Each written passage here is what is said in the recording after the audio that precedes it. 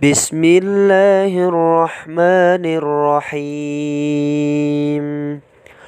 قل هو الله أحد الله الصمد لم يلد ولم يولد ولم يكن له كفوا أحد.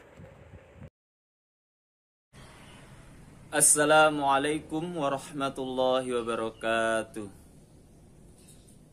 Alhamdulillahirabbil alamin. Asyhadu an la ilaha illallah wa asyhadu anna Muhammadar Rasulullah sallallahu alaihi wasallam wa ala alihi wa ashabihi amma ba'du.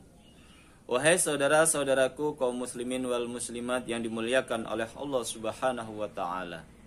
Di dalam kehidupan sehari-hari, terkadang kita menjumpai beberapa orang mengatakan, sabar sih sabar, tetapi sabar itu ada batasnya.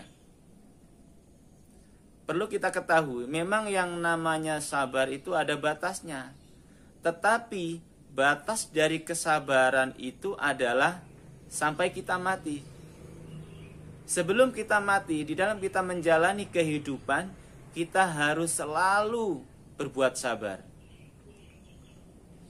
Karena memang keadaan kehidupan yang kita alami, yang kita jumpai, itu terkadang tidak selamanya, tidak selalu sama sesuai dengan apa yang kita harapkan. Mengapa demikian? Karena memang Allah menciptakan seperti itu. Allah berfirman dalam Al-Quran, dalam surat Al-Baqarah ayat 155, yang berbunyi walanabluwannakum bisyai'im minal khaufi wal ju'i wa naqsi minal amwali wal anfusi wathamarat wa basyiris sabirin. Yang artinya, dan niscaya sungguh aku akan mencoba kalian minal khaufi, yang pertama dari rasa khawatir, rasa takut, keadaannya tidak aman, tidak kondusif. Yang kedua wal ju'i, dan rasa lapar, tidak ada makanan sehingga lapar. Itu cobaan dari Allah. Wa naqsi minal amwali wal anfus, kekurangan dari harta, kekurangan diri, hartanya kurang. Kemudian dirinya juga berkurang, artinya sakit. Dan juga kekurangan buah-buahan, terjadi paceklik, larang pangan, kalau sekarang bahasanya krisis ekonomi, krisis keamanan, terjadi pandemi. Itu semua cobaan dari Allah. Semua itu harus kita hadapi dengan kesabaran. Itu perintah dari Allah. Kalau kita bisa sabar, kata Allah, wa basyiris sabirin, bergembiralah orang-orang yang bisa sabar. Dia akan mendapatkan kebahagiaan, baik itu di dunia maupun di akhirat. Bahkan di dalam surat Ali Imran ayat terakhir, ayat 200, Allah berfirman, Allah mempertegas, ya ayyuhalladzina amanusbiru wasabiru warabitu wattaqullaha la'allakum tuflihun. Wahai orang-orang yang beriman, kalian sabarlah, isbiru, perintah dari Allah untuk selalu sabar. Kemudian wasabiru, dan menyabar-nyabarkanlah. Jadi ada penekanan khusus, karena yang namanya sabar itu perlu suatu usaha, suatu perjuangan. Sehingga Allah mengatakan isbiru wasabiru. Dan kemudian warobitu, dan menyambunglah amal.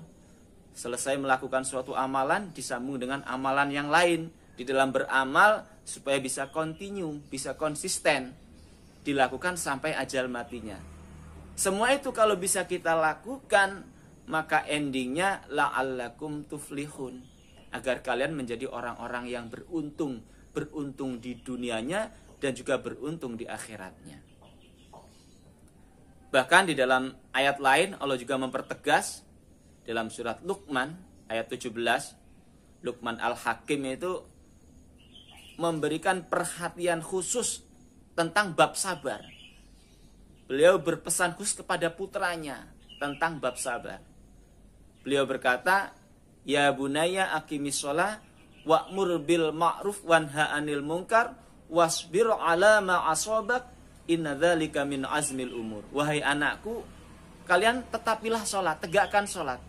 Kemudian amar ma'ruf nahi munkar.